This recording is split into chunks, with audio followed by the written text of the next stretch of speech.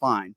But so we'll try to work on that. I guess my first question to you is this. It's kind of I wouldn't really call it a poker controversy, but Phil Hellmuth, buying in short to all these high cash games, and you guys have been going on this little Twitter banter back and forth, and he's buying in for 20 big blinds in some cases. And why is Phil Hellmuth doing this, and why do you think it's caused a little bit of an uproar in the poker community? Okay, so for those that don't, can you hear me okay? Yes, I got you. So for those that don't really understand how cash games work, generally, especially the TV ones, it's a lot about gambling, right? People having fun, playing a lot of hands, straddling, playing a little goofy. Well, if somebody buys in for a short stack, they have just basically, it's almost like an unfair advantage. Like I could teach you, Brian, to sit down with 10, 20 big blinds in that game, wait for a good hand, go all in, and you're going to just make money doing that, right? So you'll win a lot, but it kills the game. It hurts the game because what it does, it forces everybody to say, well, listen, now I can't play these hands because, Brian's going to move all in every time. So it forces the game to be a little less fun. So Phil took a lot of backlash for playing very, very short stacks, and he decided that from every stream now, he was going to buy in for at least $300,000. He did that twice, and all told, I think he lost about $300,000 and said, I'm not doing that anymore. So now he's going to be playing on a stream today, I believe, and I imagine he's going back to playing whatever stack he feels more comfortable with. I mean, he's bragging, about how I won 20 sessions in a row, or I won 22 sessions in a row. But the real question is, well, how much money are you actually winning, right? It's not that impressive when you're playing a big game and you're up maybe a couple $1,000s, right? I mean, but he's making that claim and he's talking about, well, this is why I'm doing it this way. What are your thoughts on his excuses of why he's buying in so short to all these high cash games? Well, frankly, the truth is his bread and butter has always been playing a shorter stack. Tournaments, right? Tournaments, you play 30, 40 big blinds, whereas in cash games, people sometimes sit with 300, 400, 500 big blinds deep. And he doesn't have a ton of experience doing that because even when he plays cash, he chooses to buy in a little bit shorter. So I think it just makes him uncomfortable, right? And it's not something that his tricks don't work as well when people are very deep. Like one of the things that he does very well in tournaments is he leverages his stack and he forces you to make a decision for all your chips, right? You can't do that when people are 500 big blinds deep. You actually have to play streets, and that's, that creates a lot of tough spots. And I think he even said it in a video. He's like, he didn't want to deal with the pain. It's too painful to lose that much in one day. Losing 140 grand of his own money the other day. I saw that video. Isn't that part of poker? Losing your own money. All right. So I want to play you a little bit of audio when you and Phil got into it. I think this was a few months ago, at least when it aired. I believe it was poker. It might've been Poker After Dark, but it was an argument you guys, not really an argument, but a debate you guys got into where Phil Hellmuth is basically claiming that he's the best Hold'em poker player of all time. And then you bring up Phil Ivey. I want to play this for you, and then we'll talk about it. Here it is. Me to tell you I think you're better than Phil Ivey at something? What do I think you're better than Phil Ivey at? Like, name it. I don't know. What am I supposed to give you here? I'm not better. Bingo. Promoting yourself. I'm not better at Texas Hold'em than Phil Ivey? No, you're not better at Texas Hold'em than Phil Ivey. You want to bet on what he would say? Because I already know what Phil would say. He's like, oh, no, Phil Hellmuth's the best because he doesn't care like you do, right? He doesn't care. He's not going to say something like to, boost his ego or whatever. He doesn't give a people think, really, in that regard. So his opinion doesn't matter. Well, his opinion. Anyway, it goes on and on a little bit, and then you say Phil doesn't care, and he's going to say you're better because he's he just wants the action. He doesn't care about the ego side of it. You care to address that even further? I just thought that was a very funny interaction and very true. Yeah. Well, see, Phil Ivey's very humble. Like most people have considered him to be the best poker player in the world, myself included. But you never hear him say that ever. In fact, he plays down his game. Like if you go golf with Phil, he's not going to tout how great he is. He's going to be on the hustle. So using Phil Ivey to say, well, Phil Ivey says I'm the best, you really buy that? Like, because do you really think, Phil Hellmuth, that like if Phil Ivey said, let's play heads up, or if you said to him, let's play heads up, Phil Ivey would say, no, I can't play you. You're too tough, right? Phil Ivey played against the best players in the world for many years online, and he crushed them, and he still continues to compete at the highest levels in these Triton series across the sea and everything. And so I just like, I don't know. Phil he's never satisfied with me saying, Phil, what's wrong with saying you have the greatest World Series of Poker record of anyone ever, right? Is that not enough? No, he wants more. He wants you to say he's the greatest everything. And I'm like, I can't lie for you. It's not, it's just my opinion. It's not about you personally. It's just, I don't see it. The argument, and I agree with you, the argument I hear from a lot of people in the poker community is, well, wait a second, you won most of your bracelets in tournaments that had under 1,000 people. Do you agree with that argument at all? I don't care about the number of players because here's the thing. When you play in high buy-in tournaments, the numbers are going to be smaller, just obviously, right? But that means that the competition is way tougher, right? If you're playing in a field with 60 players, I promise you, those 55, 60 guys, they're going to be tough as nails. So if you win that, that's an accomplishment. Obviously, it's different than winning these huge 2,000-3,000 player fields at the World Series of Poker, which is tough as well in a different way. But I don't really care. So I don't make the argument. Listen, he's got the most bracelets. He's been playing the game, longer than most of us that are still playing. And he was way ahead of his time, back in the day. And, but now there's a lot of bracelets available. So, the potential, if Phil Ivey decided to play all the bracelet events, he'd have 20 by now. What would you say to people out there that might say to you, well, wait a second, a lot of these poker players you see on TV, some of them have huge bankrolls. They've maybe made money with other avenues, and it gives them the opportunity to play in these high roller events. What about a guy that's playing 10-20 no limit for a living, or 5-10 no limit for a living, that claim that they can play poker against anybody? What would you say to people that would make that argument that you're not one of the best players in the world? There are a lot of guys you've never heard of before that are just as good as you are. What would you say to that? Well, I don't really buy it at all. Okay. So here's the thing, right? It's imagine like a minor league hitter who's like, I'm the best baseball player in the world, right? I hit fastballs out of the park all day long. Or like, okay, but have you faced the best pitchers in the world? Have you hit them out of the park? And if not, then you don't really know, right? It's possible you could compete, but there's no way to stake the claim unless you actually sit down with the best players and you dominate them and you show them, like, look at me, I'm the best. So, and then here's the thing, like what kind of person is the one that says, you know what? I could make millions of dollars playing high stakes poker, but I'd rather sit here and play 10-20 and make 100,000 a year. Who is this person? I don't think this person exists personally. Well, you started many, many years ago. You never started buying in for 100 grand or 200 grand into these cash games, right? You started on the lower limits and you worked your way up, right? I mean, that's how you built your career. Right. But see, that's the difference. Like you're talking about somebody who's at 10-20 now, possibly in the future, if they continue to build a bankroll and get to the higher stakes, they have that potential. No question. I always took shots with part of my bankroll. I'd play a higher stake than I probably should be able to afford. Right. And that's one of the ways to move up. But for someone that's still in those limits, it's the same analogy of like, all right, you're a great minor league hitter and you're maybe the best in the whole league. But like, we don't know what you got until you face guys who, are play at a highest level. Right. Couple more quick poker questions for you because, I know you never get a chance to talk about poker. So a couple more quick questions for you. Then I want to get to some VGK hockey with you. Real Kid Poker, Danny Negreanu joining us. Daniel, a few months back, you weren't having the best year. Cards weren't running well for you, but yet you win this enormous poker tournament. Things change in an instant within a week. So what advice would you give people out there? Maybe how to handle a real huge bad beat, maybe a cash game, or maybe they're just running bad for 6 months or 8 months like you were. As one of the best poker players in the world, what advice would you give to even an amateur novice poker player on how to deal with bad runs, bad streaks, or a real, bad beat? How do you deal with that? Well, I'd correct you and say it was more like 2 years where I went through the worst 2 years I've ever had. And it all came down to losing in spots that were out of my control.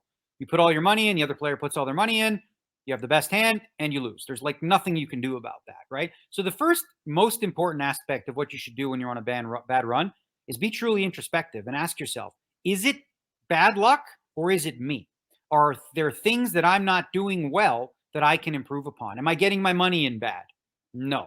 Am I, bluffing it off? No. Am I getting excessively short stacked and not building a stack? No. Am I picking up spots I need to? Yes. So now you basically, it's a great opportunity to be introspective. When things go badly, that's typically where the real growth happens because now you're going to like fine tune things. If you're just doing fine and winning, you're less likely to look deep into how you can improve because what you're doing is working.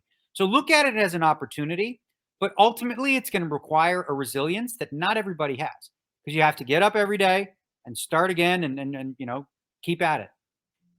I'm sure you get this a lot, Daniel. A lot of younger people, millennials, people that are in their early 20s that come up to you and they'll say, I want to be a professional poker player. I want to play cards for a living.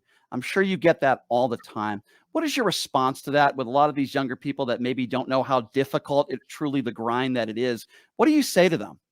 Well, first and foremost, when anyone comes to me and says, I'd rather play poker than have a job, I'm like, hold the phone. This is a job and you're going to have to work really hard. Not only will you have to work hard and play a lot of hours, 8 hours a day, you're also going to have to study to improve upon your game. And here's the rub, right? You work at a job, typically you get a paycheck every week, 2 weeks, or every month, and it looks about the same. With poker, you can do everything right for a month and your paycheck says minus $30,000. Right. So living that sort of lifestyle, first you have to ask yourself if you're cut out for that, and if you're willing to, take those kind of risks. But the truth is, anything you do, whether it's open a business, a restaurant, it's a risk. You're taking a gamble that people are going to show up and buy your product or whatever the case may be. Poker's a little different though, in that, you can be doing everything right. And sometimes the cards don't fall your way. So I say typically, whatever you're doing, if you have a job, start to use poker to supplement, right? Then start to add a little bit more poker. And if you notice after about a year, you're able to sustain yourself, then maybe make the switch. But I wouldn't just jump cold turkey. Yeah, I tend to agree with you on that. All right, let's switch topics now. I got to say this about Daniel. If you're joining us for the first time, he's one of the most knowledgeable hockey fans I've ever talked to. I say that with all honesty. Let's talk a little VGK hockey, and I'm going to read one of the tweets you put out here, Daniel. You said, quote, "The absolute best thing that can happen for VGK this season is to miss the playoffs." And then you make a comment about Kelly McCrimmon. We certainly agree on Kelly McCrimmon. And the last thing you say about VGK is, quote, "This team is doomed." Expand on that. Tell me why you say that. Well, that was going into the break, and they were on a real, the real dive. They lost Mark Stone. They're out, Logan Thompson. Which was already not really an above average goaltender. And the real reason I said that is because I took a deep dive into the schedule, and they're just at the beginning of this 10-game stretch. They lost to Dallas, which is a very tough team. They lost in overtime, but they actually played quite well. They lost last night to Colorado. They didn't really get anything going. Colorado's another tough team. They've got New Jersey. They've got Colorado. We've never seen in the cap era, we've never seen a disparity like we're seeing now with the East being so dominant. And they're just arming up. Every trade deal you hear of every big name is going to New York, the Rangers. It's going to the Devils, Boston, Tampa Bay. They're loading up, which in some sense helps Vegas a lot and Colorado, because it makes the West even easier in a lot of ways. And maybe if they do make the finals, you're going to face a banged up team that's got like Tampa Bay and Toronto are going to face off again in the first round. Like that's a brutal matchup for them. So I looked at the schedule and just thought like a lot of road games, a lot of tough games. I thought there's a decent chance they would make the playoffs. Obviously they were favorite to, and they did everything they needed to do out of the stretch, winning about 6-7 games in a row. Most importantly, Bruce Cassidy getting that loser point. I think those are going to come in handy, because I don't think they've already lost 2 in a row now here, but I don't think the next 8 games are going to be any kinder. And I don't think they'll win the division. Although the West is such a bunch of, it's so bad. Like you have like 9 teams trying to make 8 spots, and Calgary's been terrible. Minnesota's just sort of been flailing. Nashville's kind of out of it now. So, and Seattle's kind of taking a step back a little bit. And you got the Kings, you got Edmonton, who's got holes. There's like outside of Colorado, who's peaking at the right time, and I really think they're the chalk in the West. It's pretty bad. Like they're pretty weak teams. We've talked a lot, Daniel, about the goaltender position here with VGK ad nauseum, but now we have more injuries, right? Several goaltenders are hurt, injured day to day. We know what happened with Logan Thompson. What do you make of the situation now where at times we've seen, let's be honest, AHL goaltenders getting starts? What do you make of this situation? Yeah, well, obviously now Laurent Bosson is out. And I predicted before the season started that Aiden Hill would be the starter by Christmas. It happened on Valentine's Day, so maybe I was a little bit late, and I was including injuries as a possibility. And the reason for that is for Logan Thompson, his first season in the NHL, that's a lot of load to put on a kid. And, injuries are going to happen. As far as the goaltending, I think a lot of people misunderstand how good or bad the goaltending is, because Bruce Cassidy's system is so goalie friendly, right? Brian Shapiro, if I put you in net there, your numbers, they won't be as good as the ones we have, but they'll be okay because they're protected. Bruce Cassidy implements a zone defense, covers the front of the net, which causes a little bit of issues in terms of getting the puck out, but it really helps goalies. So The stats that I look at, the ones that are most important, are not goals against, not save percentage, because it's a question of what types of saves are you making, right? Vegas is like leading the league in block shots. They do a really good job of that.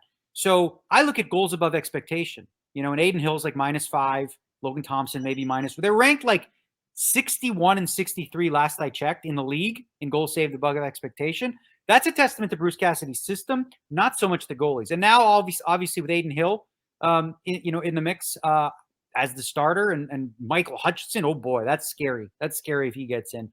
So I think they got Barbashev at the deadline. I think the focus should be on an actual goalie like Vamelka, if they can get him, Gibson, Varlamov, but I don't know that they'll be able to do anything because they got no assets. They really got nothing left.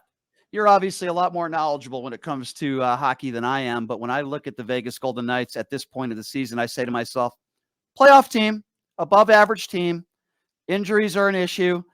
They struggle to score goals at times. Don't know why their record isn't as good as it should be at home, but I say to myself, they're not a Stanley Cup contender, and I see them winning a maximum maybe of 2 playoff series, but probably maybe 1. Am I wrong in that assessment? I'd say I think it's like pretty close to a coin flip whether they win 1 series. They added Barbashev at the deadline, gave up another prospect. Is Barbashev the answer? Is he the missing piece? I don't think that's enough. I don't think that puts them over the edge, especially when you consider some of what, the other teams are getting. Colorado is going to have Makar back maybe this week. They're going to have Gabriel Landeskog, another, big part of their team back. I don't think they're going to match up very well against the Dallases of the world. And I think in the playoffs, and we've seen this year in, year out with Vegas, when coaches understand how to play against Vegas, they're doomed. They're just doomed. If you watch the game last night in Colorado, they didn't score a goal. They didn't get many chances. They didn't have a single 2-on-1, or they didn't have any odd man rushes. If you limit Vegas's odd man rushes and you clog the neutral zone and you force them to play, in the zone, they've actually, frankly, since the outset of who this team has been, they've never really been good at that. But in that first season, they flew. Like Gallant had them just going, just go, man. Just fly, just fly, just fly. In the system now with Cassidy, as much as I think that's going to be hard for teams to score on Vegas, I think Vegas is going to struggle even more to score in the playoffs. Again, I tend to agree with you. Okay, I got to ask you this one last question here. We're going to have Phil Hellmuth on the show next week, going back to poker. Give me a message for Phil Hellmuth, because I'm going to play it during the interview next week. What is your message right now? If you had to say something to Phil Hellmuth, what would it be? First and foremost, Phil Hellmuth, I love you. I think you're a great poker player. You have the best World Series of Poker record ever. But to be honest, I don't think you're better than Phil Ivey at anything. That's just my opinion. Okay. I love it, man. It's so great for poker. You and Phil, just the table talk. It's so entertaining. It's so much fun, and they're smart putting you guys at the same table because it's always great. Daniel, I always appreciate it when you take the time to come on. I know how busy you are, and wish you luck at the tables, my friend. And we'll see you at a Vegas Golden Knights game. You going to the game tomorrow, by the way? Not sure. I haven't been going lately. Just been watching them at home, getting healthy. Understandable. You got a lot of other things going on in your life. Hey, Daniel, always a pleasure, my friend. You have a great week, and we'll catch up with you soon. Okay. All right, man. Have a good one. Appreciate it. Love having that guy on. Love that guy. God, I love Danny Negreanu. He's the